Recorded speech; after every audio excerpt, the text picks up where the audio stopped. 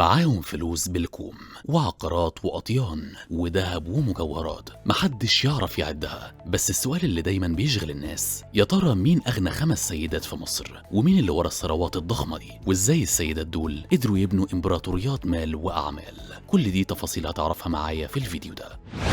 زي ما كنا متعودين نشوف قوائم لأغنى رجال الأعمال في مصر والعالم ونتابع أسمائهم وتحركاتهم في السوق، في قائمة تانية مش دايما بتاخد حقها في الكلام، وهي قائمة أغنى السيدات في مصر. سيدات ليهم نفوذ حقيقي في سوق المال والأعمال، وأرقامهم مش أقل قوة من رجال كتير معروفين. أول اسم دايما بيطلع في الصدارة هو سيدة الأعمال دينا غبور، أو الشارك دينا غبور، واللي الكل بيتكلم عنها بعد ظهورها في برنامج شارك تانك. دينا هي بنت رجل الأعمال الراحل رؤوف غبور، وواحدة من أشهر عائلات السيارات في مصر. دينا درست في الجامعة الأمريكية وكملت تعليمها بره مصر، ووصل لها عرض شغل في بنك كبير في سويسرا، ولكن قررت تسيب كل ده وترجع مصر وتبدأ من الصفر في شركة أبوها. مش مديرة ولا صاحبة قرار، لا دي اشتغلت موظفة صغيرة في مصنع الشركة في القليوبية علشان تتعلم الشغل، وفعلا بدأت من تحت الصفر. وبعدها سافرت أسبانيا وتخصصت في الدمج والاستحواذ بين الشركات، ورجعت فاهمة البيزنس صح، ومع الوقت بقت واحدة من أهم سيدات الأعمال في مصر، وتولت منصب العضو المنتدب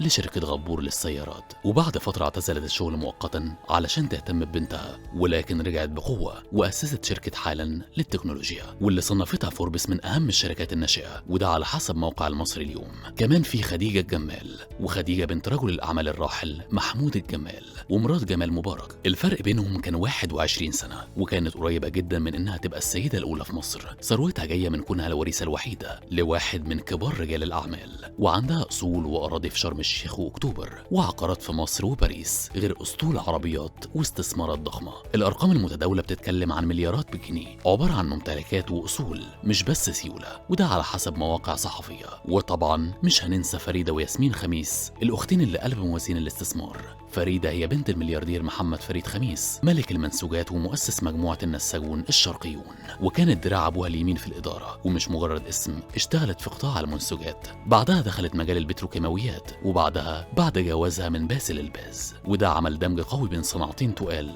وثروتها بتتوزع بين مصانع وشركات واستثمارات ضخمة جوه وبره مصر. أما ياسمين فهي أكبر بنات رجل الأعمال الراحل فريد خميس، مسكت مكان والدها في إدارة الكيان الرئيسي لاستثمارات العيلة، وهو مجموعة النساجون الشرقيون للسجاد، وده على حسب موقع اليوم السابع. قبل كده كانت هي واختها فريدة أعضاء في مجلس الإدارة، لكن بعد رحيل والدها ياسمين بقت هي المسؤولة الأولى، وفضلت تكمل بنفس التشكيل القديم للمجلس، واللي فيه أختها فريدة وابن عمهم محمد محمود خميس، وكمان نفس الأعضاء. والأختين من أهم وأقوى سيدات الأعمال في الشرق الأوسط. أما خامس اسم معانا هي شاهناز النجار. شاهناز هي الزوجة التانية لرجل الأعمال أحمد عز. قبل الجواز كان عندها استثمارات في السياحة وقطاعات مختلفة، وبعد الجواز اتوسعت أكتر في عالم البيزنس، وشاركت في استثمارات ضخمة خصوصا في مجالات مرتبطة بالصناعة والعقارات، وده على حسب موقع تفصيلة. آخر اسم ولكنه يمكن أكترهم إلهام هي عزة فهمي، ملكة المجوهرات في مصر. عزة فهمي بدأت من ولا حاجة، اشتغلت مساعدة عند صايغ في خان الخليلي علشان تفهم السوق، اشترت فضة من فلوسها وصممت حلقان وباعتهم